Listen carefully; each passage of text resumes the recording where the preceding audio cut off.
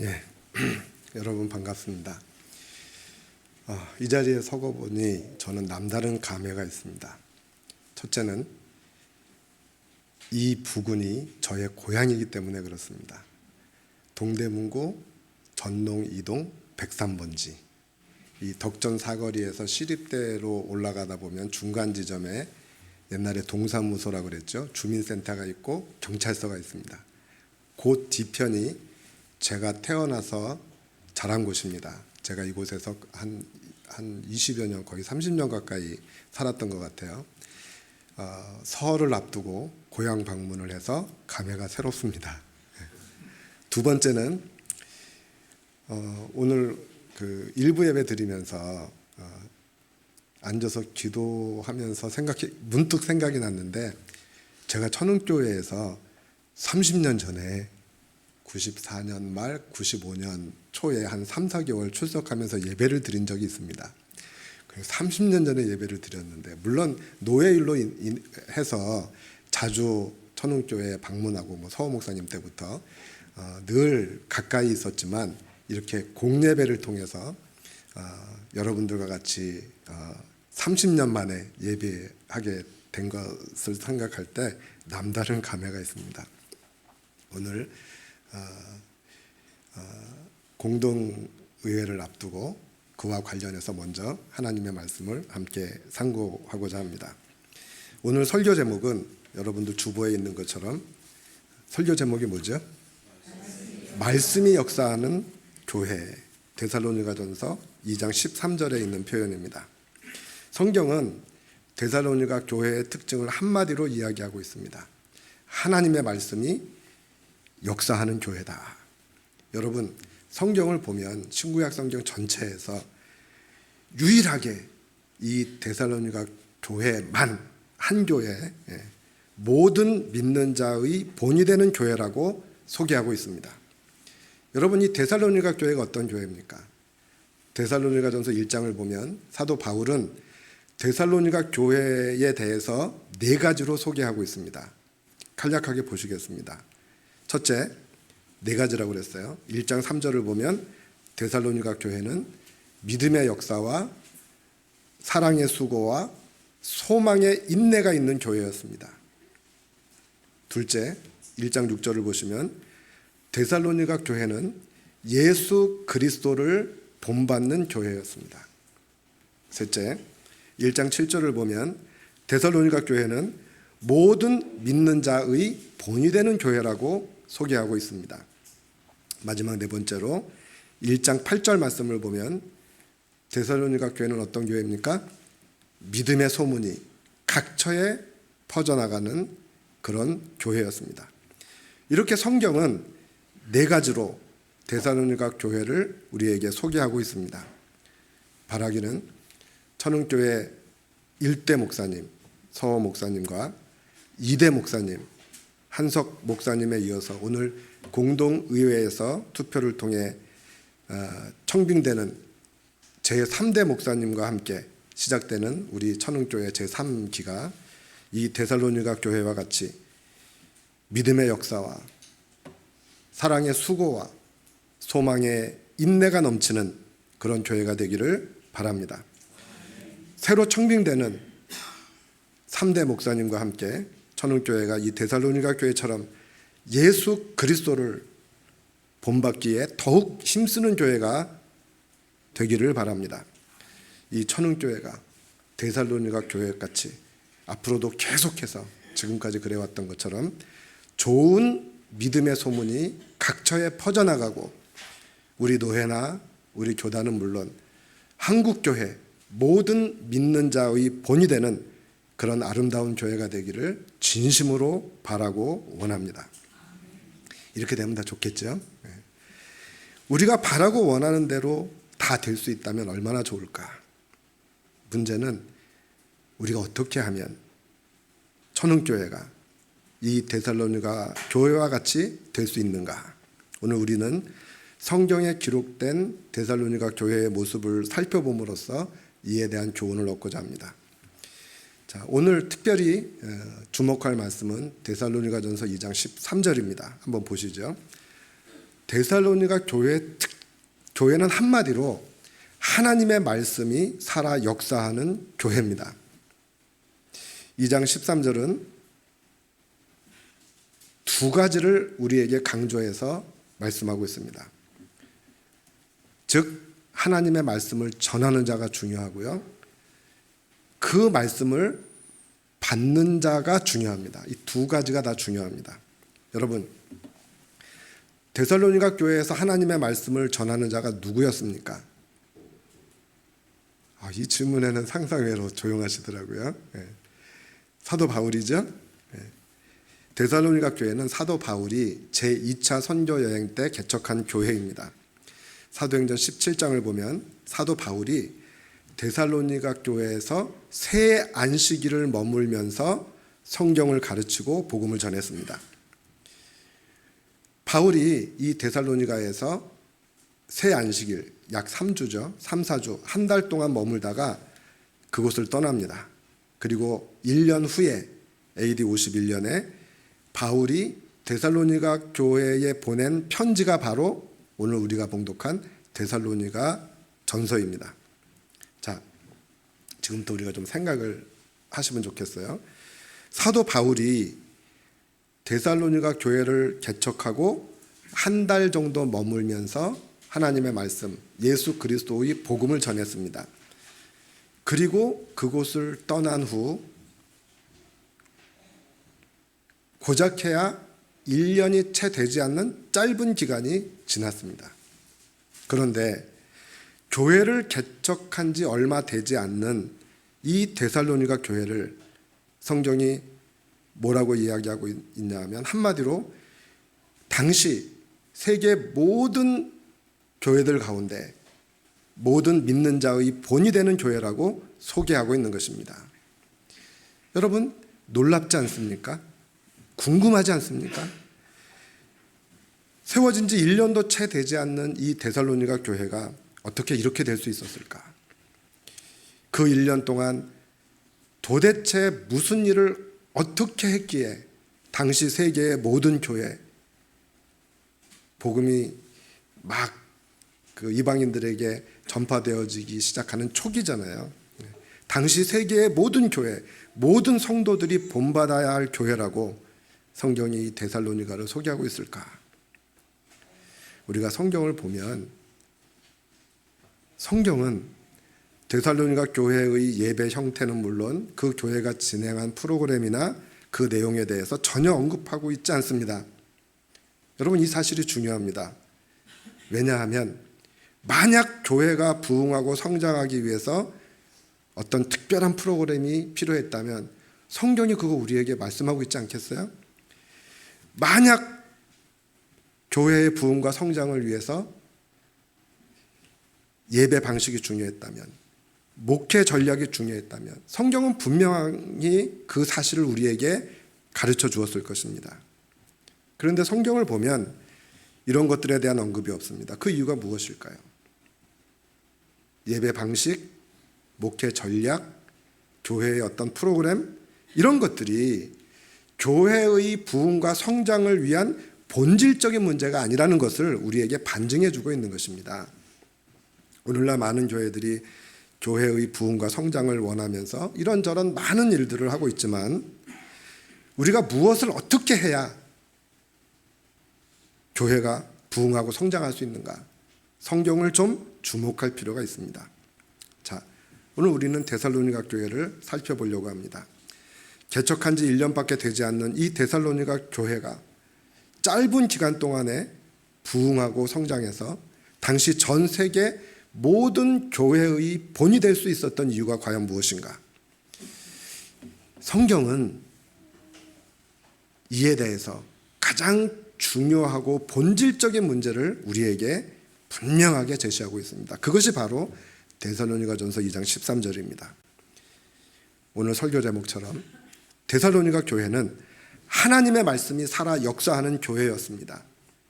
여러분, 하나님의 말씀이 살아 역사하니까 이 데살로니가 교회가 믿음의 역사와 사랑의 수고와 소망의 인내가 넘치는 그런 교회가 될 수 있었습니다.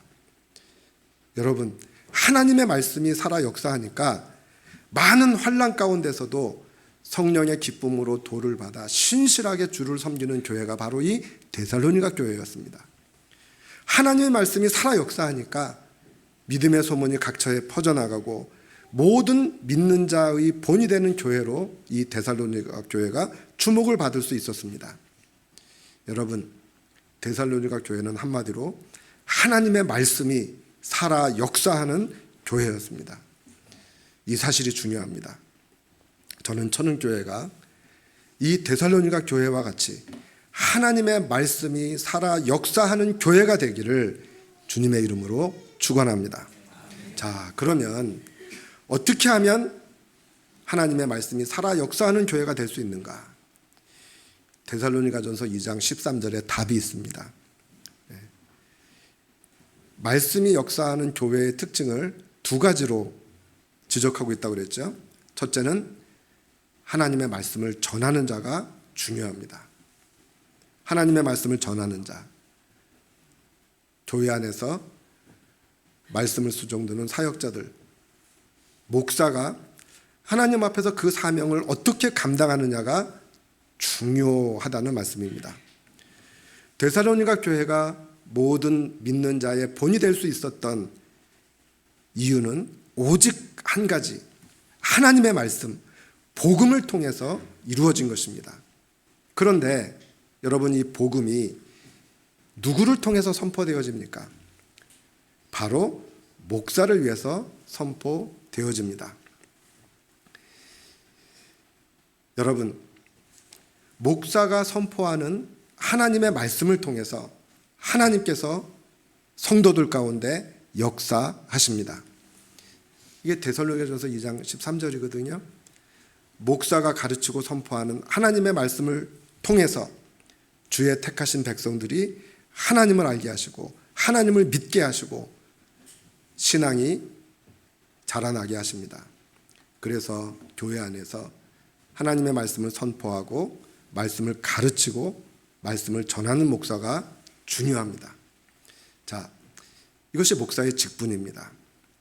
목사는 하나님의 말씀을 선포하고 가르치는 직분인데, 그렇다면 목사가 이 일을 어떻게 감당해야 될까요? 그것이 우리가 데살로니가전서 오늘 본문 말씀에서 주목하고자 하는 중요한 내용입니다. 자, 데살로니가전서 1장 5절을 보면 바울이 어떻게 복음을 증거했는가? 성령의 능력과 큰 확신 속에서 예수 그리스도의 복음을 담대하게 증거하였습니다. 오늘 우리가 함께 교독한 데살로니가전서 2장 2절을 보면 사도 바울은 많은 고난과 어려움을 당하였지만 조금도 타협하거나 굴복하지 아니하고 하나님의 능력을 힘입어서 담대하게 하나님의 복음을 증거하였습니다. 2장 4절 말씀을 보시기 바랍니다. 사도 바울은 사람을 기쁘게 하기 위해서가 아니라 우리의 마음을 감찰하시는 하나님을 기쁘시게 하기 위해서 힘써 복음을 전하였습니다. 2장 5절부터 6절까지의 말씀을 보시기 바랍니다. 사도 바울은 사람에게 잘 보이려고 아첨을 하거나 탐욕을 품지 아니하고 또 사람에게 영광을 구하지 아니하고 오직 하나님만을 바라보며 복음을 전했습니다. 2장 7절부터 12절까지의 말씀을 보면 사도 바울은 두 가지 비유로서 자신의 사역을 설명합니다. 2장 7절에서 사도 바울은 유모가 자기 자녀를 기름과 같이, 그러니까 어머니라는 말보다는 엄마가, 군대에 있을 때 제가 신병교육 때 군종사병으로 있었는데 신병들이 훈련을 할 때, 어렵고 힘든 훈련을 할 때 가끔 전방을 향하여 힘차게 엄마 3번 복창, 그러면 이제 엄마 하죠. 아버지 하면 아무도 눈물을 안 흘려요. 근데 엄마 하다가 눈물이 쏟아져요. 성경을 보면 사도 바울은 엄마가 자기 자녀를 품에 안고 젖을 먹이듯이 애지중지 보살피고 양육하되 성도들을 위하여 기꺼이 목숨까지도 내어줄 정도로 사랑하며 섬겼다고 말씀하고 있습니다. 2장 10절 11절을 보면 사도 바울은 아비가 자기 자녀에게 하듯 권면하고 위로하고 격려하였다고 말씀하고 있습니다. 여러분, 가정에서 아버지의 역할이 무엇입니까? 성경에서 아버지는 자녀들에게 신앙과 삶의 본이 되는 존재입니다. 사도 바울은 2장 10절 말씀, 온 교회의 성도들이 하나님께 합당하게 행할 수 있도록 하기 위해서 2장 10절, 하나님 앞에서 사람 앞에서 거룩하고 옳고 흠없이 행하는 본을 보이면서 자녀들에게 아버지의 심정으로 하나님의 말씀으로 권면하고, 자녀들에게 하듯 아버지의 심정으로 하나님의 말씀으로 성도들을 권면하고 위로하고 경계하였다고 말씀하고 있습니다. 자, 한마디로 부모가 사랑하는 자기 자녀들에게 하듯이 사도 바울은 성도들을 위하여 기꺼이 희생하고 헌신하며 복음을 증거했습니다. 이것이 바로 사도 바울을 통해서 우리에게 보여주신 하나님의 말씀을 전하는 자, 목사의 모습입니다. 사랑하는 성도 여러분, 교회가 하나님의 말씀이 살아 역사하는 교회가 되기 위해서 첫 번째로 중요한 것이 뭐냐 하면 말씀을 전하는 자가 중요합니다. 사도 바울처럼 사역을 하면 좋겠어요. 사도 바울은 성령의 능력과 확신으로 담대하게 그리스도의 복음을 전하였습니다. 사람의 눈치를 보면서 아첨하는 말을 하지 않았습니다. 권력에 아부하거나 재물의 욕심을 품지 아니하였습니다. 오히려 자기 목숨까지도 기꺼이 내어줄 수 있는 사랑과 헌신으로 하나님의 말씀, 복음을 전하였습니다. 저는 2장 10절이 그 중에서도 특별히 우리가 주목할 만큼 중요하다고 생각합니다. 사도 바울은 거룩하고 옳고 흠없이 행하였다. 이 말은 사도 바울이 말로만 복음을 전한 것이 아니라 믿음과 행함이 일치하는 신행일치의 삶으로 본을 보였다고 하는 말씀입니다. 목사는요, 말로만 복음을 전하는 것이 아니라 그 말씀대로 살아야 됩니다. 이러한 목사의 직분에 대해서 저는 구약 에스라서 7장 10절이 잘 설명하고 있다고 생각을 합니다. 에스라서 7장 10절 말씀을 보면 제가 읽겠습니다. 에스라가 여호와의 율법을 연구하여, 그러니까 목사는 하나님의 말씀, 여호와의 율법, 하나님의 말씀을 깊이 묵상하고 연구해야 됩니다. 에스라가 여호와의 율법을 연구하여 그 다음에 준행하며 말씀대로 살았다는 거죠. 그리고 율례와 규례를 이스라엘에게 가르치기로 결심하였다. 이 말씀처럼 목사는 여호와의 율법, 즉 하나님의 말씀을 깊이 연구하고 준행하며 그 말씀대로 살며 하나님의 택하신 백성들에게, 성도들에게 말씀을 가르치는 직분입니다. 오늘 후임 목사 청빙을 위한 투표를 공동의회에서 하게 될 텐데, 저는 이미 하나님께서 천운교회 후임 목사님으로 이와 같이 하나님의 말씀을 깊이 연구하고 하나님께서 깨달음을 주신 대로 먼저 본인이 그 말씀대로 살기를 힘쓰며 성령의 능력과 확신으로 담대하게 그리스도의 복음을 선포하는 분을 후임 목사로 예비하신 줄로 믿습니다. 제비는 사람이 뽑지만 모든 일의 작정은 누구에게 달려있다? 여호와 하나님께 달려 있습니다. 하나님께서 이미 예비하신 줄로 믿습니다. 자, 두 번째로 하나님의 말씀이 역사하는 교회가 되기 위해서는 말씀을 전하는 자, 목사만 중요한 것이 아니고 말씀을 받는 자, 성도들도 중요합니다. 데살로니가전서 2장 3절 다시 보시기 바랍니다. 데살로니가 교회 성도들이 사도 바울이 전하는 하나님의 말씀을 듣고 받을 때에 어떻게 했다고요? 사람의 말로 아니하고 하나님의 말씀으로 받았다고요.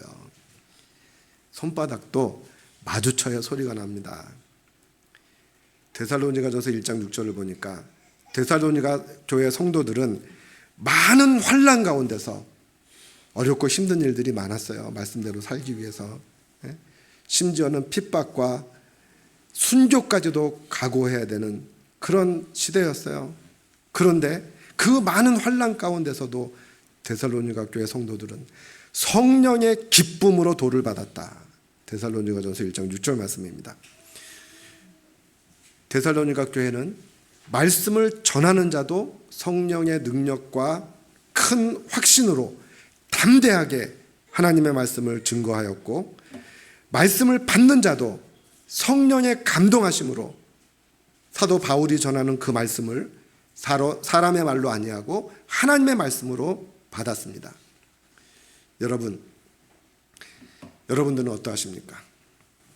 여러분들은 예배 시간에 하나님의 말씀을 읽고 설교 말씀을 들을 때 과연 하나님께서 나에게 주시는 하나님의 말씀이다, 그렇게 받고 계십니까? 데살로니가 교회를 보세요. 말씀을 전하는 자도 말씀을 받는 자도 성령의 능력과 큰 확신 속에서 말씀을 전하고 또 말씀을 받았습니다. 그 결과가 뭐냐? 다시 13절 보시면 말씀을 전하는 자나 말씀을 듣는 자가 성령의 능력과 확신 가운데 하나님의 말씀을 전하고 받을 때, 2장 13절의 마지막 부분입니다.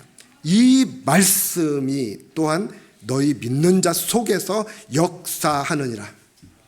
여러분, 데살로니가 교회가 하나님의 말씀이 살아 역사하는 교회가 되었습니다. 자, 이제 답이 나왔죠? 어떻게 하면 말씀이 살아 역사하는 교회가 될 수 있는가? 말씀을 전하는 자가 중요하고요, 말씀을 받는 자도 중요합니다. 성령의 능력과 확신 가운데 말씀을 전했고, 말씀을 받는 사람들도 사람의 말로 아니하고 하나님의 말씀으로 받았습니다. 그 결과가 뭐예요? 이 말씀이 너희 믿는 자 속에서 역사하느니라. 자, 말씀을 마치겠습니다. 여러분, 교회를 위해서 목사가 할 일이 무엇일까요? 목사의 가장 중요한 본질적인 사명은 하나님의 말씀을 바르게 전하고 가르치는 일입니다. 이 일을 제대로 감당하기에도 부족한데 오늘날 교회들이 목사에게 많은 것을 요구합니다. 요즘도 기독교 신문에 실리는 담임 목사 청빙 광고를 보면 대부분이 이렇습니다. 첫째, 박사학위 소지자. 요즘은 박사학위 없으면 어지간한 교회 이력서도 못 냅니다. 둘째, 운전면허 필수. 이건 좀 거시기해요. 운전면허를 요구하는 것은 새벽기도에 운전하라는 거죠. 금요 철야 때 운전하라는 거죠. 셋째, 컴퓨터, 방송실, 음향기구, PPT, 빔 프로젝트 같은 이런 영상기구를 잘 다룰 수 있는 사람. 요즘은 또 이제 시대적으로 이것을 요구하는 교회들이 많아요. 네 번째는 뭘까요? 찬양 인도를 잘하는 자. 제가 다른 데 서류를 못 내요. 제가 찬양을 잘 못하거든요. 다섯 번째, 전도 폭발이나 1:1 양육이나 제자 훈련 지도자 과정 이수자. 그러니까 자기 교회에 와서 제자 훈련 프로그램을 진행하라는 거죠. 여섯 번째, 자기도 못하면서 영어회화 가능자 우대. 그러니까 요즘은 영어쯤은 다 밥 먹듯이 해야 되는 거 아니겠습니까? 여러분, 이런 이야기들 말고 오늘 본문에 비추어 볼 때 목사의 구비 조건이 어떠해야 합니까? 오늘 본문에 비추어 보면 첫째, 1장 5절입니다. 성령의 능력과 큰 확신으로 복음을 전하는 자. 둘째, 2장 2절입니다. 어떠한 어려움 속에서도 하나님의 능력을 힘입어 담대하게 그리스도의 복음을 증거하는 자. 셋째, 2장 4절입니다. 복음을 전할 때 사람을 기쁘게 하지 아니하고 하나님을 기쁘시게 하는 자. 넷째, 2장 7절부터 10절입니다. 부모의 심정을 가지고 목숨까지도 내어줄 정도로 성도를 사랑하며 하나님의 복음을 선포하는 자.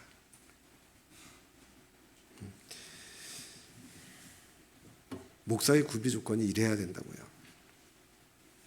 그래서 오늘 이제 공동의회를 통해서 새로 담임 목사를 청빙하는 투표를 하게 될 텐데, 천흥교회가 데살로니가 교회와 같이 하나님의 말씀이 역사하는 교회가 되기 위해서 우리는 청빙받는 목사님을 위해서 기도해야 됩니다. 앞서 말씀드린 대로 잠언 16장 33절 말씀이에요. 제비는 사람이 뽑으나 모든 일을 작정하기는 여호와께 있느니라. 투표는 여러분들이 하시지만 하나님께서는 이미 천흥교회의 후임 목사를 작정하시고 예비하신 줄로 믿습니다. 그래서 우리는 기도해야 됩니다.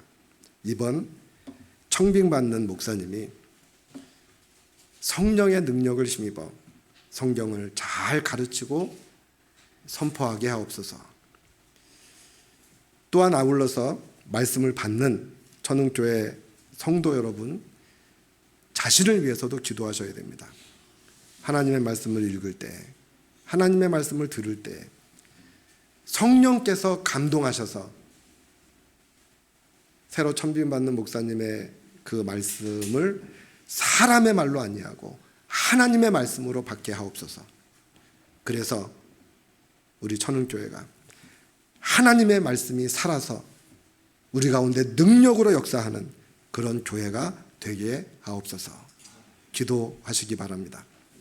아무쪼록 오늘 새로 청빙받게 될 목사님과 함께 천흥교회가 이 데살로니가 교회처럼 말씀을 전하는 자나 말씀을 받는 모든 성도들이 성령의 능력과 확신으로 말씀을 전하고 말씀을 받아서 주의 말씀이 살아 역사하는 교회, 하나님의 영광을 밝히 드러낼 수 있는 천흥교회가 되기를 주님의 이름으로 축원합니다.